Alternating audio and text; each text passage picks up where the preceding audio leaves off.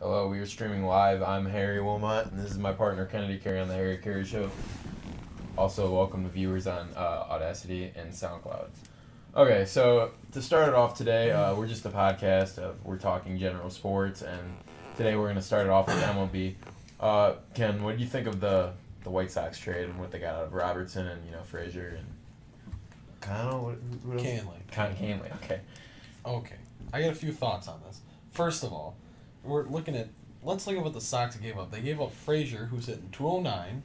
He's a rental, and you're pretty much paying for what he used to do. Plus, he couldn't be any happier because he's going to his dream town. Exactly, and when you're playing in Yankee Stadium, you're gonna get a little bit of a power boost anyway. And he's literally only there to hit the long ball. And the Yankees need some corner power. They had Chase Headley, and then they're platooning him with Torreyes. Yeah, Todd Frazier is a slight upgrade there, but he's not the main part of the deal. Out of all people, though, they're saying that this was they didn't get a lot of good prospects out of this trade, but okay, they got another solid outfielder. When you're giving up, all you gave up was Frazier, who's a half-year rental. Yeah. Robertson, who is, when you look at the Sox standpoint on him, he's an overpaid closer. He's a necessity. Mm-hmm. You're not contending. Why do you need a closer that's a stud? And you're giving up Canley, who, it's good to have relief pitching, but if you're not contending, then what's the point? Yeah. And you're getting Rutherford, who's a top prospect. You're getting Tito Polo, who can maybe platoon in the majors. You're getting a lefty arm in Clarkin, former first-rounder. And if you look at the former success of the Sox, developing lefties, Sale and Quintana, it's pretty good. And you're getting Tyler Clippard, who's a holdover. So speaking of that, we talked earlier. The whole Quintana trade really benefited both sides of because with Eloy Jimenez, he would have been a huge impact to the Chicago Cubs. But if you think about it, it would have taken him a few years to get called up anyways. They're looking for a guy to come in this year. They're gonna have two guys leaving. And the Cubs aren't thinking 3 years down the road. Exactly. The Cubs are thinking. They want to win the next 5 years. At the time, exactly. I believe the Cubs were 2 games under 500, 43 and 45 or something similar to that. And you need pitching help now. So I'm willing to give up a top guy in Jimenez in order to bring in a guy that I know every 5th day I trot him out, he's got a good chance of winning. But again, this is one of those deals that if the Cubs win the World Series, then it's going to be completely worth it. But if the Cubs don't win the World Series, then people are going to kind of question it. But this is kind of a deal where it's setting them up to get the World Series, not this year, but the next year. And it's going to be easier for free agency. Exactly, because if you look at it, you're probably not going to keep Arrieta because he's going to command somewhere in between 20 to 30 million, I'd assume. And when you got contracts like Baez, Russell, Bryant, all those guys coming up, you're not going to give 20+ million to Arrieta, who isn't honestly a necessity considering how he's pitched this year. He's been fine, but there's in the future he's getting older, and you want to build around better guys. Well, let's talk about how awesome it is for the Sox. Yeah, you give up a lefty who's got about a 4 ERA. Yeah. Granted, it's in the American League, so all the American League ERAs are inflated. But you get Jimenez, a guy who's going to start in your outfield eventually. Cease, who's one of the Cubs' best pitching prospects.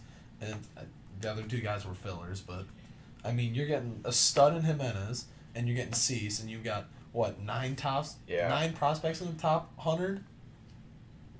They're building it exactly how the Cubs built it. But the thing about the Cubs is, we all said everything went right for the Cubs. Yeah. All their guys went. Even Schwarber was dominating his short stay. Half the development is just how healthy you can stay. Exactly. And granted, this year, Moncada stayed generally healthy. Kopech stayed generally healthy. Exactly. Lopez has stayed healthy. You don't really hear about those big injuries from guys. So I think half the thing of it moving forward is how healthy can these guys stay. And we'll see what happens here, but just to see. But what was I gonna say? All right, so let's move on then. Let's talk. So who do you think the hottest team in baseball right now is? That's a tough one because you got The Cubs are charging back. The Red Sox, granted they lost yesterday, but they're pretty hot. They're at the top of the AL East. You got the Astros, who, granted they just lost Correa, but they just have an amazing look to them. Cubs, Pirates, the Dodgers are on an 11-game winning streak. Two surprisingly hot. The Braves were hot, but I mean, a little star power and a little pixel dust is worn off there, and same with the Brewers, I'd say. But I mean, you look at the Cubs and the Pirates; those teams have the capability of winning. Yeah. Like, the Pirates are still a young team, like they're more capable of being that wild card than the Brewers, in my opinion. Because I mean, they have the guys like Andrew McCutchen. What is he? He's not 2-time MVP, is he? One-time MVP. One-time MVP. He's finished. And he's having a great year. So excluding last year, the previous 5 years, he'd finished in the top, I want to say 5 for MVP voting every year. I mean, he's been a stud. Well, let's look at the mighty fall of the Brewers. When you're getting 315 out of Sogard, you're getting when Thames was on pace for about 50 bombs. Chase Anderson was unstoppable. Jimmy Nelson was unstoppable. All those guys are coming back down to earth. And the thing about the Brewers is when Zach Davies is your ace. Oh my lord! I mean, how are you going to compete in the play? Like, how is Zach Davies going to match up to Zach Greinke? How's he going to match up to? How's he going to match up against Clayton Kershaw? Yeah. Robbie Ray. You're coming into. Let's say you're going into a wild card game against the Cubs. You're taking Quintana / Arrieta / Lester against Zach Davies. Yeah, it's just unbelievable. And the thing about the Brewers is they were playing out of their minds. Oh, definitely. But with the Cubs, even when they were 2 games back, even when they were struggling, they still have the capability, like a team that good, they have the capability of just competing with the Dodgers. So exactly. They have a capability to stay in any game with the talent that they have. And I can picture the Pirates being like that a little bit. And it is a little biased because I'm a Cubs fan, he's a Pirates fan, but you just have to look at it from an MLB standpoint. You're looking at the beginning of the year. Talon's out with cancer. Yeah. That means... McCutchen's hitting 200. You got Harrison was on the DL, Cervelli was on the DL, Polanco was hurt for a while. Now you got all those guys back.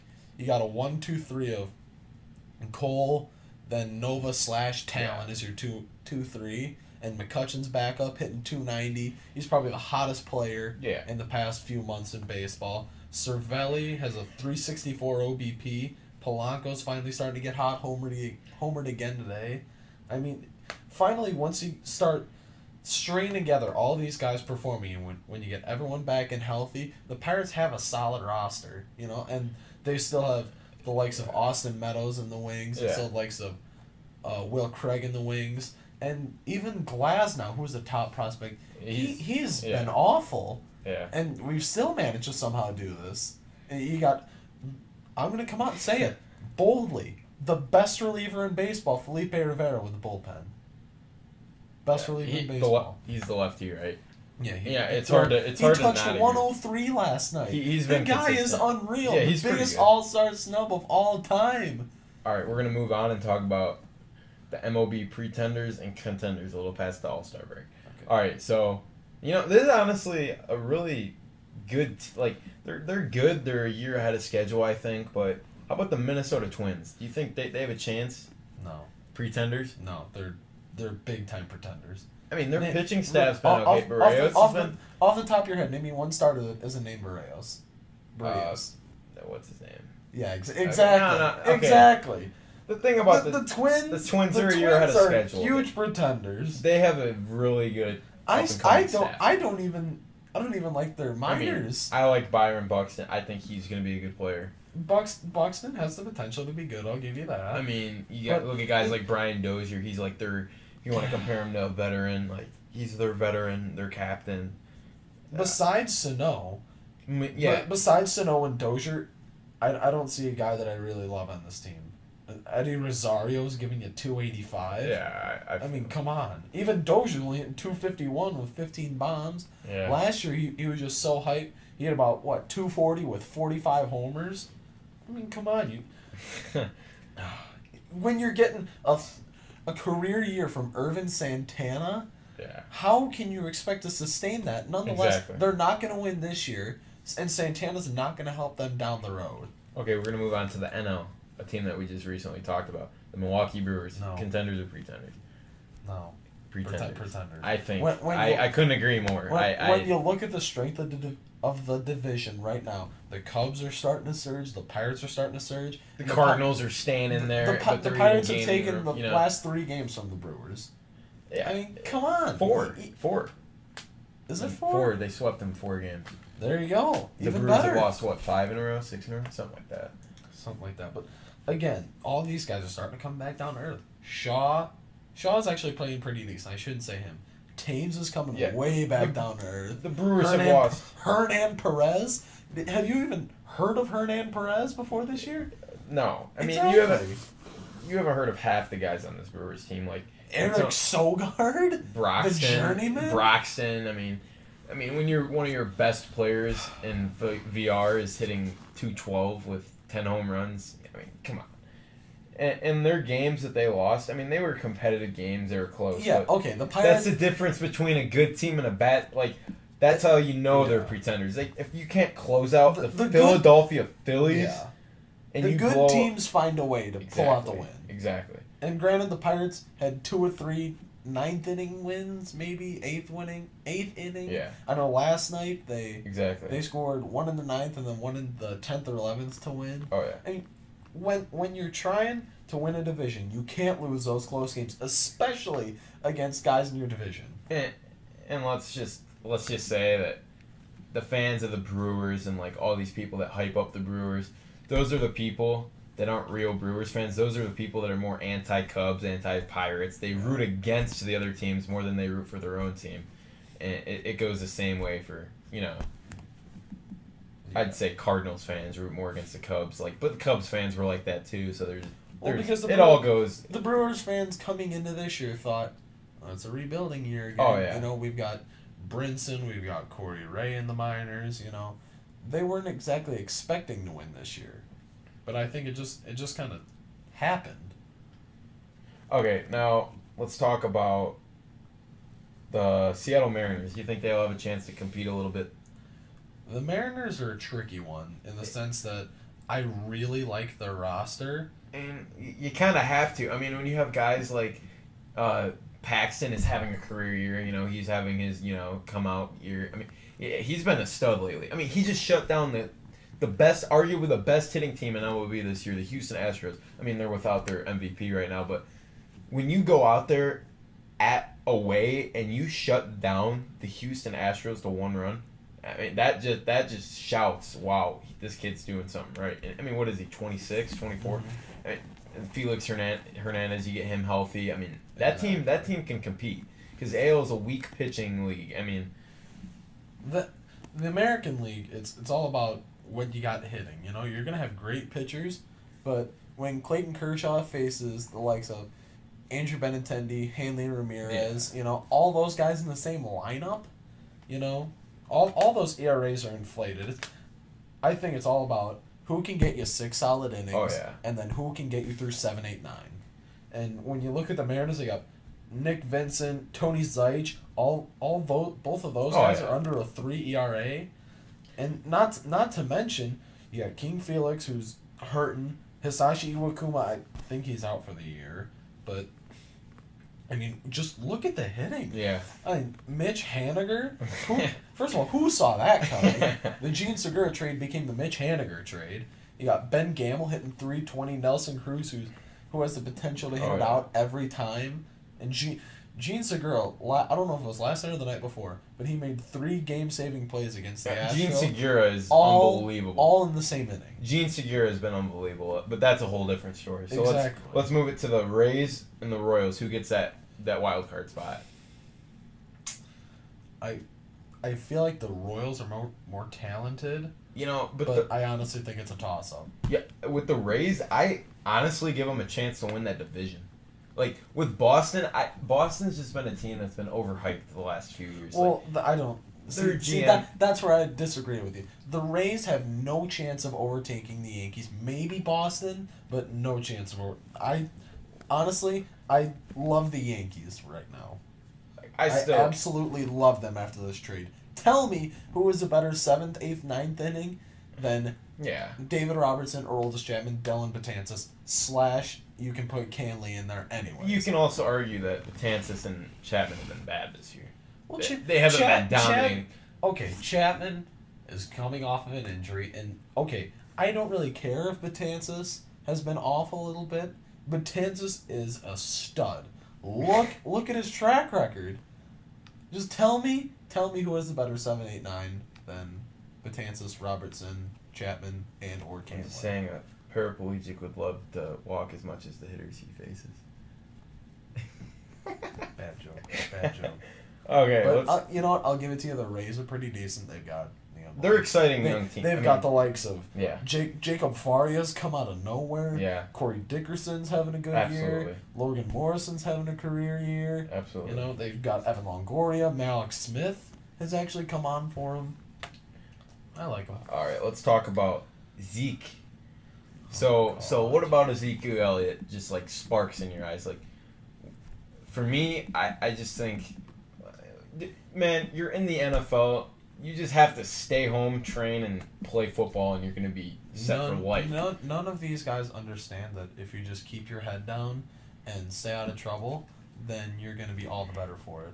Look at the guys like Chad Johnson, Terrell Owens, Ezekiel Elliott. All these guys are just, they go out and they party and they get themselves in trouble, and it gets them into bad situations. That's what I have to love about guys like, you don't see guys like Aaron Rodgers, Tom Brady. You could even say like Antonio Brown, J.J. Watt. Like, those guys set great examples. Like, you never see them partying. Like, the guys like Johnny Manziel, 1st round pick, Ezekiel Elliott, 6th overall pick, something like that, 5th. I think. I mean, and then you have a guy named Jordan Howard on the horrible Chicago Bears, who played 14 games last season and finished 300 yards behind him, 2nd in the league. It's like, that guy is the guy I'd rather have if he's going to bust his butt harder than you, and you're going to be on the offseason screwing around, and now look at you. You're going to be out the first 4 games because you're fooling around and all these domestic violences coming against you, and now you have this whole nightclub theory or whatever. So. And let's not forget, a guy like Ezekiel Elliott is running behind the best offensive line in the league. Oh, yeah. He's got a fantastic quarterback in Dak Prescott. He's got a very solid defense. A dual threat quarterback. He has weapons all around him. And the thing is, he's a dual threat quarterback, so that just puts so much more options on the defense to cover. Like, the cornerbacks, it's just going to open up the game more. But and you'll look at a guy like Jordan Howard. He's running behind an offensive line that consists of freaking Bobby Massey, Charles Leno Jr. Oh my gosh! Just granted, this year he's gonna have Sitton. He's gonna have white hair coming off. They'll be healthier. Kyle Long. Did Kyle Long play last year? No, he got injured. I think even week 13. Exactly. Jordan Howard's running behind this ragtag group of misfits. On the offensive line, he still gets 1,300 yards. Yeah, and the Bears just picked up a good tight end in Deion Sims, and he's a good blocking tight end, so that's a big addition for him. But that's just that he's definitely a fantasy player to look out for. Also with, I know your most favorite player, Cameron Meredith. Oh God. Okay, nothing other than Jordan Howard intrigues me on that Bears team whatsoever. I think if there's no point throwing Trubisky in this year, there's nothing around him that can help Absolutely him. Not. You look at the wide receivers. You got Cameron Meredith, he's okay. He's not a number 1. Kendall Wright. He's like an okay number 2. Victor Cruz, Kendall Wright. Kevin White, who is the worst shins of all time.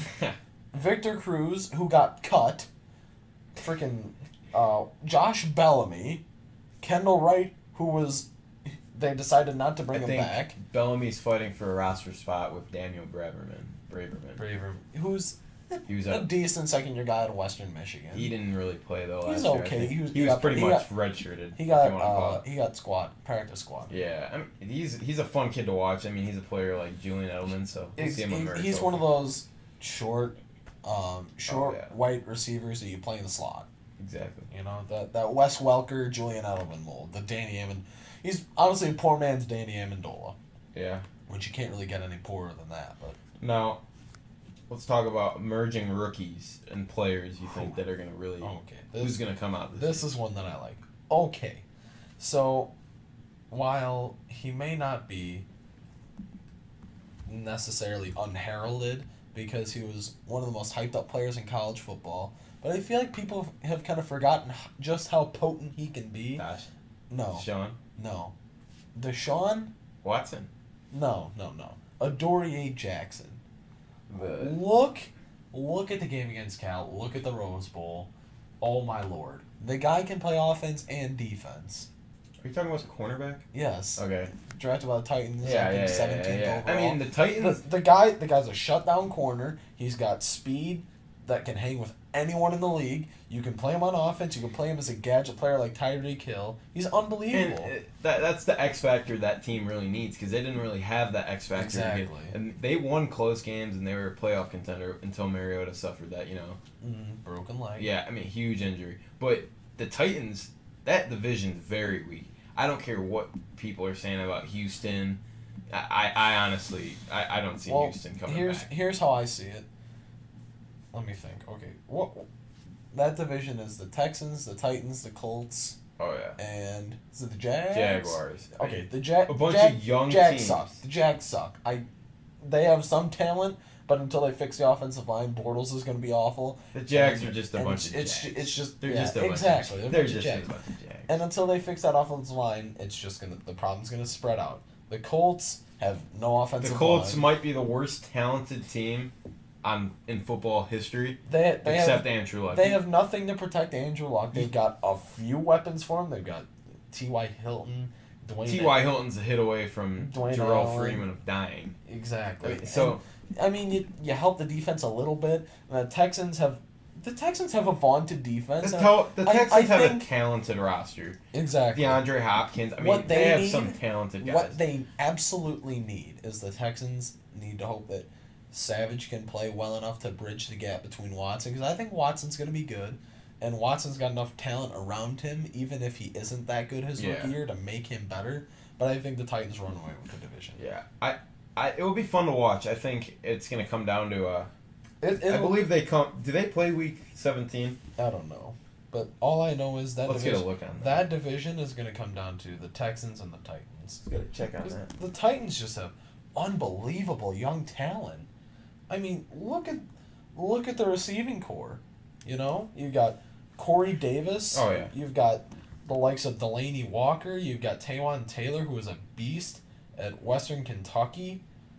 It'll be fun to watch. In the backfield, you get the three-headed monster of Mariota, DeMarco Murray, and Derrick Henry. Derrick Henry was one of the best running backs coming out of college, and he didn't even start.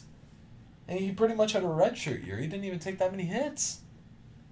Now, before we predict, I believe we're doing the Patriots. Yeah. We're going to predict the Patriots today. And they got a Kennedy's. Okay, so we're going to predict today. What I'm going to talk about right now is the huge, everyone thought Freeze for Ole Miss, Hugh Freeze. They're all shocked about that, but I mean, what has he really done? I mean, he had all the talent in the world. Like, Ole Miss, they had the Land Sharks. I know the SEC is very, it's very, very, very competitive and everything. But he beat Alabama. I mean, he's done all that. I mean, but then you lose to teams like Missouri. Are you kidding me? Like, that's your job as a coach. I mean, you have one of the most talented rosters in the SEC. I mean, just to name a few guys. What's the quarterback's name? I can't think of it. Tall. Jay Kelly. Yeah, I mean, Kelly was a beast.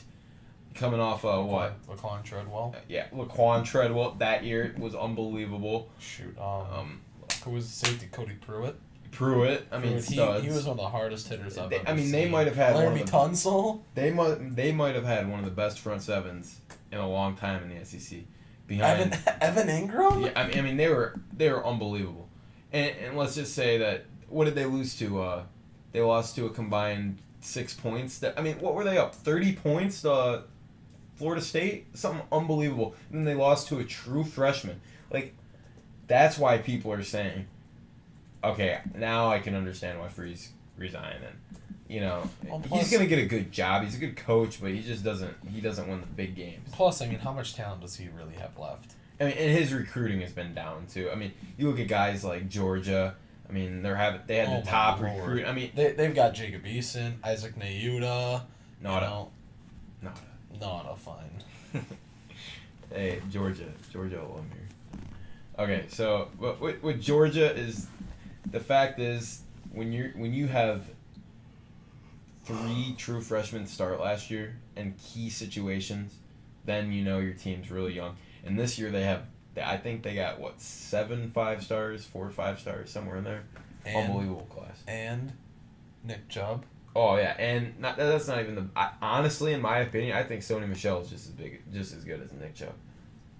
Okay, and they're gonna split backs. We're getting off track. We are getting off track. So let's move to the NFL, and now this is called NFL Predictions with Carey. He's gonna predict the Patriots record. We will be going from team to team by winning record. Last year, the Patriots finished with I believe a 14-2 record, and they will be getting predicted first. Let's see what Carey thinks. Okay, so first let's talk additions and subtractions from the Patriots. Now, the Patriots already had an amazing roster, and they backed that up in the offseason by bringing in possibly one of the most underappreciated wide receivers in Brandon Cooks. Oh yeah. They bring in a Swiss Army knife in Rex Burkhead, a guy that can run the ball, a guy that can block, a guy that's an awesome pass catcher, and they just bring him into that stable of running backs that includes Deion Lewis, James White, possibly LeGarrette Blount. Just a lot of possibilities with what the Patriots are doing. So, I think week 1 is the Patriots at home against the Chiefs. I think the Chiefs don't have the defense to stop Tom Brady. And the Chiefs, Tom Brady cuts up every defense. And the Chiefs, granted, they've got a decent secondary with the likes of Marcus Peters and stuff. But Alex Smith, he just doesn't have enough to get him over the hump, No, not he's like a Tony Romo / Jay Cutler type quarterback. Not at all. He's a guy that just he's a game manager. Yeah. But besides that, we got week 2 at New Orleans. I love Drew Brees at home. I think the Saints will have a comeback here. Yeah, them and the Panthers. That division is so tough. We'll talk about the Falcons in 2 more episodes, but that division, I think statistically and historically, it's only happened twice in history that the team that won it the prior year comes back and wins the division again. So just look out for the Saints this year. I think Drew Brees keeps it close. It's going to be a high-scoring game. I can guarantee you it'll be the highest total that week in Vegas, but Tom Brady wins it. Then at home against the Texans. See, this is one I can see them having a little bit of trouble with if the Texans can get a good performance out of Savage or Watson. Oh yeah. But I think the Patriots take it. So we're looking at a 3-0 record. Yep. And then we got at home again against, look at this, 3 out of the first 4 games are at home. You got at home against the Panthers. I honestly think Patriots historically perform well against the Panthers. Tom Brady takes it. The Panthers just don't have an answer for this, and the Patriots are unbelievable in Foxborough. Last time the Panthers played at, is that what time is that game at? Last time the Panthers played at the Patriots Stadium, Gillette Stadium, Cam Newton had his career best game. Remember that. So, and honestly, in my opinion, that's going to be the game changer for the Panthers. They win that game, they're a playoff team, in my opinion. But do you really think Cam Newton can slice up a defense that includes that includes Devin McCourty, Stephon Gilmore, and Malcolm Butler? I don't know. Anyways, at Tampa Bay, honestly, I see them losing this game. Yeah, Jameis Watson had a really good year. They have a really good Jameis Watson. Jameis Winston. Plus, I think Tampa Bay has one of the, as long as they can get a good year out of O.J. Howard, they have one of the best offenses. They got Mike Evans, they've got Jameis Winston, they got Doug Martin, they have Charles Sims, they have Deshaun Jackson, they've got Chris Godwin, they've got O.J. Howard. I mean, that's 7 weapons right there. Jay Simpson. I think they're going to have a tough time. Plus, it's a primetime game. Jameis Winston's going to be hyped up. I think this is his first time playing Tom Brady. This one, people are going to look at it and give it a W for the Patriots. I just have a gut feel that Tampa Bay has a chance to win it. Plus, Tampa Bay's got a pretty decent pass rush. You know, they got the likes of Levante David, Mark Barron. I think they can win that. At the Jets, just mark it W. We don't even have to talk about it. Yeah. At home against the Falcons, if this was in Atlanta, I'd say... What week is this? This is week 1, 2, 3, 4, 5, 6, 7. Week 7. So you have them at a 5-1 record as of now, and then yes. If this game was in Atlanta, I'd say Atlanta.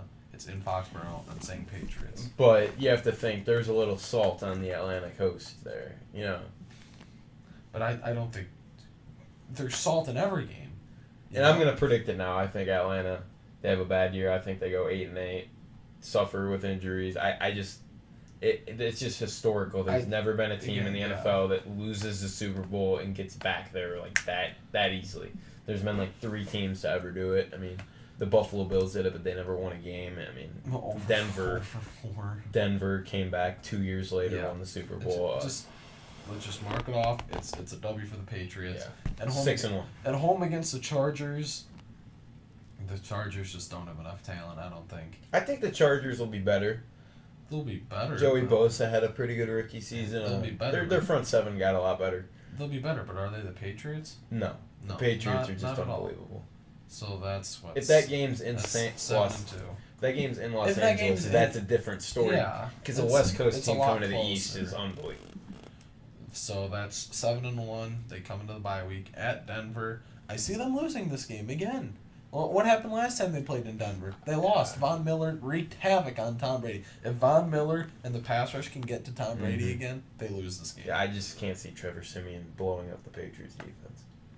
But then again, does Trevor Siemian have to blow up the Patriots defense? If Von Miller has 4 sacks again with a strip sack, you don't need that. Yeah. Plus, they've got Capri Bibbs. Mm. He's a stud. He is. Are you kidding me? I was kidding. He's a stud. No, he's not. He's awful. Capri Bibbs is awful. Absolute animal. And against the Raiders in Mexico. No, I'm not even gonna let you talk. Against the Raiders in Mexico City. I want to hear your take on this. I think the Raiders. I think they will be personally the second or first best team in the AFC this season, and I honestly think on paper they are a better team than the Patriots. I think during the regular season, Carr is a better quarterback than Brady, and will be a better quarterback than Brady this season. In the playoffs, I'm taking Brady, but with Carr he's unbelievable. You just have to look for him to have a career year. Their team only got better. I love Tom Brady. He's my favorite quarterback in the NFL. The guy's getting old. Tom Brady does so much with What does it matter if he's getting old?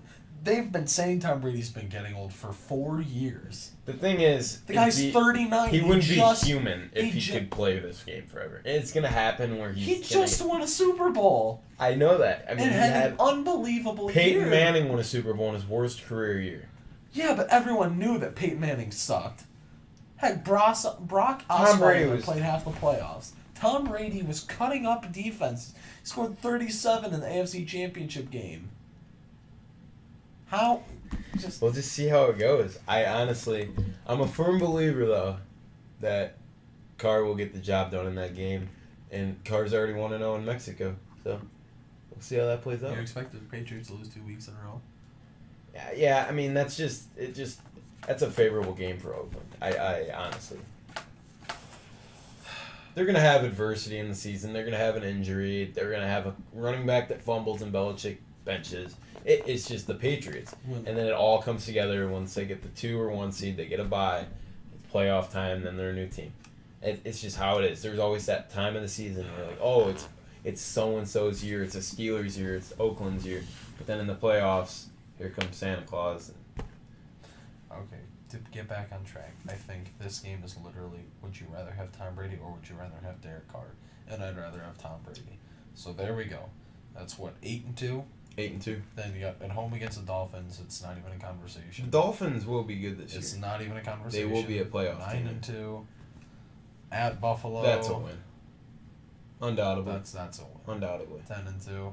At Miami, I'm giving them a loss. You don't bet against Tom Brady in prime time. Granted, I did with Jameis Winston, but you don't bet against Tom Brady in prime time when he's going against Ryan frickin' Tannehill. Tannehill is going to have a great comeback year. Last year he played pretty good, and Ryan Pace is, he's a great offensive coordinator. You just can't bet it. Jay Ajayi, he's a glorified Alex Smith. That team's going to be good. He does nothing. Kiko Alonso, Ndamukong Suh, they've got a great front seven. That team's going to be good. I have the Dolphins in the playoffs. Oh, my Lord. You hurt my head, dude. I say the Patriots win close. It's a win. How about we say that? That's fine. Both those games are close, though, because last year the Dolphins took one from the Patriots. Sure, we got 11-2. Yeah, in Pittsburgh. Even if I wasn't a Steeler fan, I'd still say Steelers because I think Steelers switching to more man coverage. And that's going to allow them to bring the house on Tom Brady.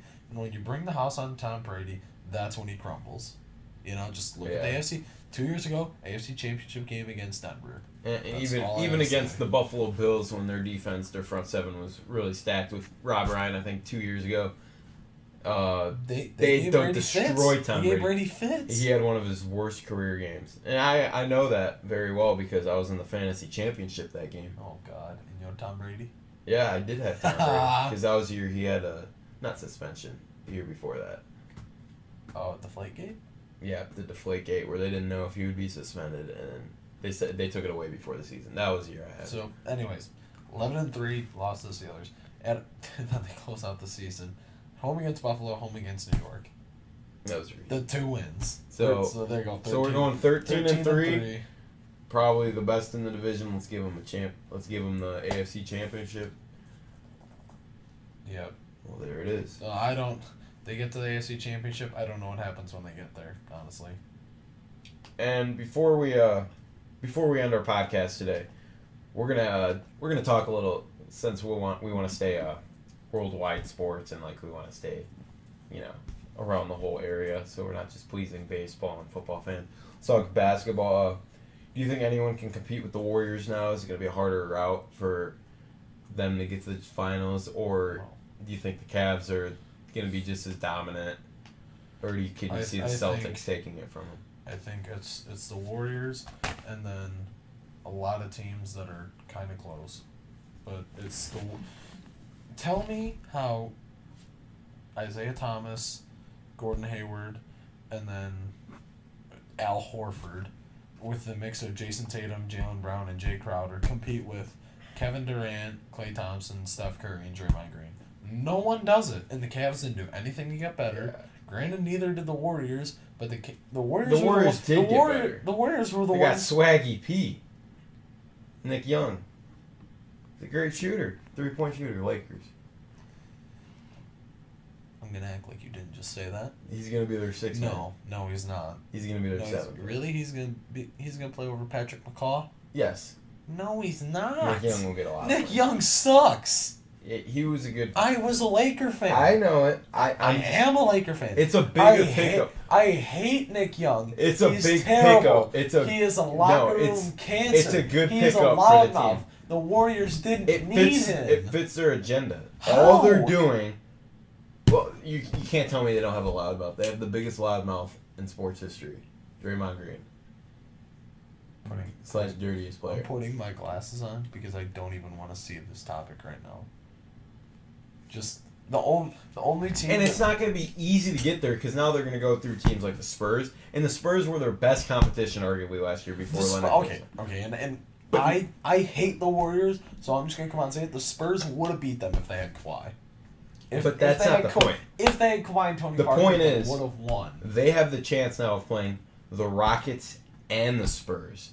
And the Rockets, in my opinion, are better than the Spurs now. Plus, the T-Wolves might get into the Timberwolves won't be they're not going to be an easy team to look past. I think it's just going to be great competition in the West this year. And I don't think they're going to have that easy route. I think they're going to have a little hangover. And things are going to go not their way. I think the whole undefeated in the playoffs thing is 100% out the picture because when you're in a conference that might have the Timberwolves consisting of Andrew Wiggins, Karl Anthony Towns, Jimmy Butler, Gorgie Jang, a team like that is an 8 seed, then I think you're going to struggle. Yep. Well, that's all we have today. We are signing off. Peace. Come at you tomorrow. Stay tuned. Harry Carey Show.